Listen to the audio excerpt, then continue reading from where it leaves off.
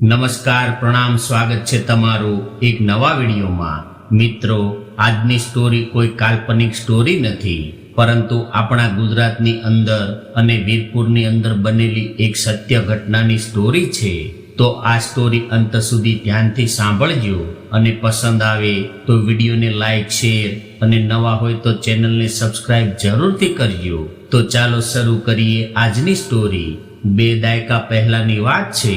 જાતનો રઘુવંશી એવો એક ગુજરાતી યુવાન લંડનની એક કંપનીમાં કર્મચારી તરીકે નોકરી કરતો હતો।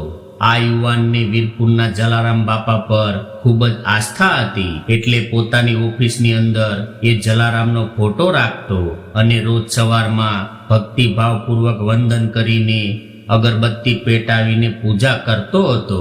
ગુજરાતીઓની આ એક અતિ સુંદર ખાસિયત છે કે તેઓ દુનિયાના કોઈ પણ ખૂણે કેમ ના હોય, પણ પોતાના ધર્મનો દીપક કદી બુઝાવા નથી દેતા। આધુનિક યુગની ટેકનોલોજીથી તે ખૂબ સારી રીતે પરિચિત હોય છતાં પણ પોતાની ગરવી અસ્મિતાને ક્યારેય વિસરવા નથી દેતા। અને એમાંય આ તો વીરપુરના જલિયાણ જોગીની આસ્થા હતી। પોતાની પત્ની પૂરા જાગૃત અવસ્થામાં બીજાના હાથમાં પ્રેમથી સોંપી દે એવા ઓલિયા પુરુષ તો માત્ર જલારામ જોગી જ હોઈ શકે, અન્ય કોઈનું ગજુ નથી। આવી રીતે આ ગુજરાતી પોતાની ઓફિસમાં દરરોજ સવારમાં જલારામ બાપાની પૂજા કરીને ત્યારબાદ જ પોતાના કામની શરૂઆત કરે। આ વાતથી તેના કંપનીનો અંગ્રેજ મેનેજર તેની ઘણીવાર મજાક ઉડાવતો અને એવું કહેતો કે તું આ વૃદ્ધ વ્યક્તિની રોજ પ્રાર્થના કરે છે, કોણ છે આ વ્યક્તિ? ત્યારે આ ગુજરાતી જવાબ આપતો કે આ અમારા ગોળ જલારામ બાપા છે।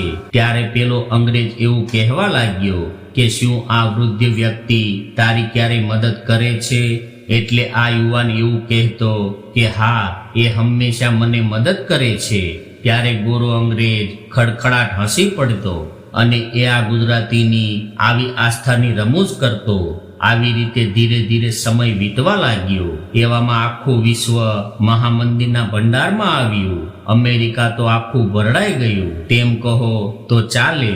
અને આ મંદીની અસર યુરોપમાં પણ થઈ હતી। લાખો લોકો બેરોજગાર બન્યા, ગંજાવનાર કંપનીઓના બારણા ધડાધડ દેવાવા લાગ્યા। ઇંગ્લેન્ડમાં પણ આ મંદીનું મોજું પસાર થયું હતું અને પેલો ગુજરાતી યુવાન જે કંપનીમાં કામ કરતો તે કંપની પણ મંદીના સપાટામાં આવી ગઈ હતી। કંપની કંઈ ખાસ મોટી નહોતી, પણ એના કેટલાય શેર ધૂળ ખાતા પડી રહ્યા।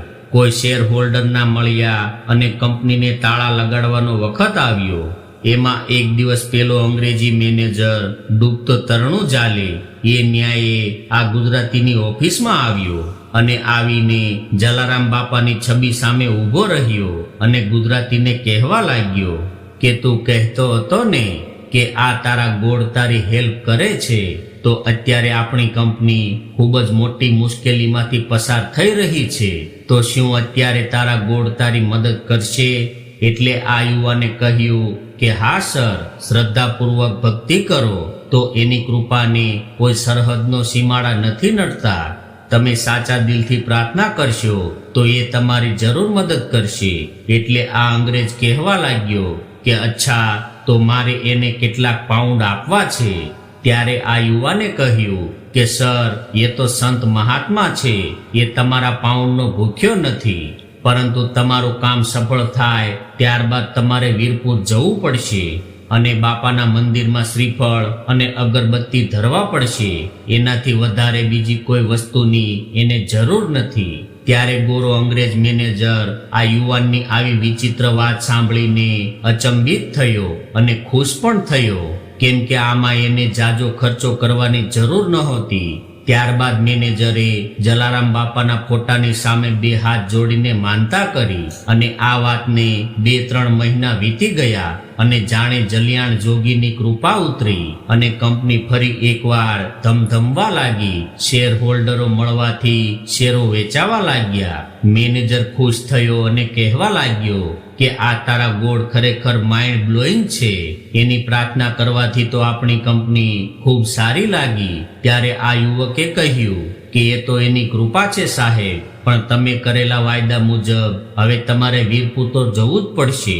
ત્યારે મેનેજરે એવું કહ્યું કે એકચ્યુઅલી હમણાં મારી પાસે ટાઈમ નથી. આવું કહીને મેનેજર જરાક થોથવાયો. આમે હવે એની ગરજ પતી ગઈ હતી. ત્યારે આ યુવાને કહ્યું કે અરે સર, ઇન્ડિયા જવામાં માત્ર 3 દિવસનું કામ છે, એમ ક્યાં મોટી વાત છે.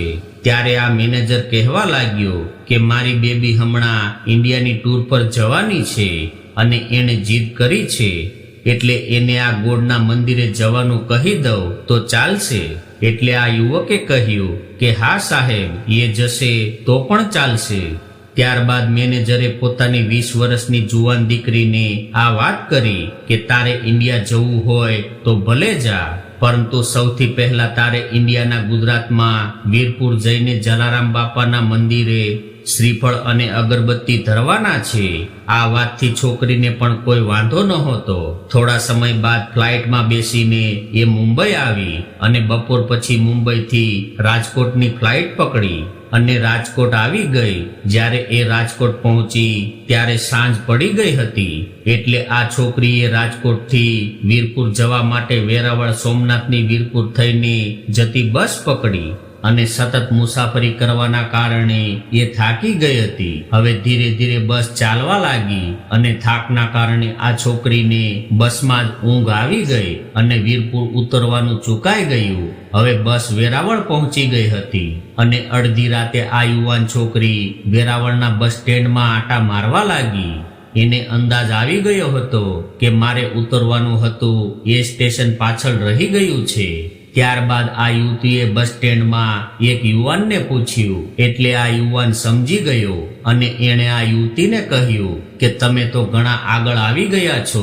ત્યારબાદ આ યુવાને એને ફરી વીરપુર જતી રાજકોટની બસ પકડવાનું કહ્યું. એટલે આ છોકરી ફરી બસમાં બેસી ગઈ અને રાતના 4 વાગ્યા સુમારે આ બસ વીરપુર સ્ટેશન પર થોડીવાર માટે થોભી રહી. એટલે છોકરી બસમાંથી નીચે ઉતરી ગઈ. વીરપુરનું બસ સ્ટેશન ગામની બહાર હોવાથી એ સમયે બધું જ સુમસામ હતું અને આ છોકરી આવી અજાણી અને સુમસામ જગ્યા જોઈને ગભરાવા લાગી. એ સમયે ચારે બાજુ નીરવ શાંતિ ફેલાયેલી હતી. એવામાં તેની નજર એક રિક્ષાવાળા પર પડી. આ રિક્ષાવાળો એનાથી થોડે દૂર ઊભો હતો. એટલે છોકરી આ રિક્ષાવાળા પાસે આવી ગઈ. પરંતુ આ છકડાવાળો મવાલી જેવો લાગતો હતો. તેની આંખો જોતા જણાય આવે કે એની અંદર લુચ્ચાઈ ભરી હોય. ત્યારે આ વિદેશી છોકરી દ્વારા ઇંગ્લિશમાં બોલાયેલા વાક્યોને એ સમજી તો ના શક્યો, પણ એને એટલી ખબર પડી ગઈ કે આ છોકરી જલારામ મંદિરે જવા માંગે છે.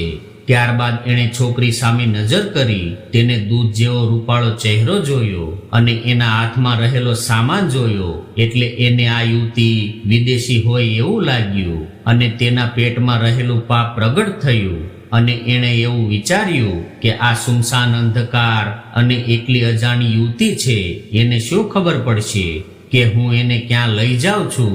આવું વિચારીને તેણે યુવતીને રિક્ષામાં બેસવાનું કહ્યું. પરંતુ આ વિદેશી યુવતી આ મવાલીના પેટમાં જાગેલા પાપથી અજાણ હતી. એટલે જ્યારે આ યુવતી રિક્ષામાં બેસવા ગઈ, બરાબર એ જ સમયે પાછળથી કોઈકે છોકરીનો હાથ પકડી લીધો.